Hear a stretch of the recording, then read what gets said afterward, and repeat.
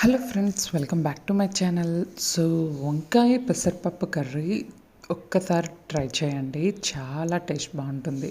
మనందరికీ తెలిసిందే వంకాయ వెజిటబుల్స్లో చాలా టేస్ట్ బాగుంటుంది. ఏ కర్రీలో అయినా వంకాయ వేస్తే దాని టేస్టే చేంజ్ అయిపోతుంది.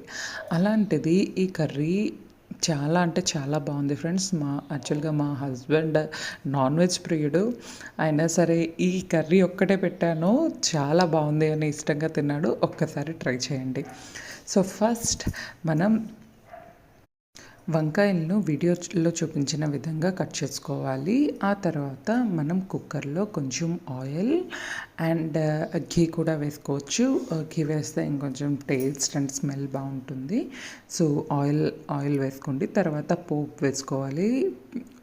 ఆనియన్స్, పచ్చిమిర్చి వేసుకొని ఇంకా పెసరపప్పు ఆల్మోస్ట్ ఒక కప్ అయితే నేను వేసుకుంటున్నాను.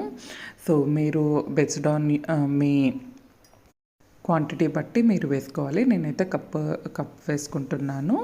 సో కప్పు పెసరపప్పు చక్కగా కలుపుకున్న తర్వాత మనం ఏదైతే వంకాయల్ని కడుక్కున్నామో ఆ వంకాయలను వేసుకొని శుభ్రంగా కలిపి రుచికి తగినంత సాల్ట్, ఉప్పు, పసుపు, కారం అండ్ మసాలా, అండ్ నేను ఇక్కడైతే మ్యాగీ మసాలా కూడా యూజ్ చేస్తున్నాను. మ్యాగీ మసాలా ఒక చాలా టేస్ట్ చేంజర్ అని చెప్పొచ్చు. సో ఏ విధంగా కలుపుకొని ఇంకా ఉడికించడానికి తగినంత నీరు పోసి మనం ఆల్మోస్ట్ 3 హై ఫ్లేమ్లో విజిల్స్ ఇచ్చుకొని 1 లో ఫ్లేమ్లో విజిల్ ఇస్తే సరిపోతుంది.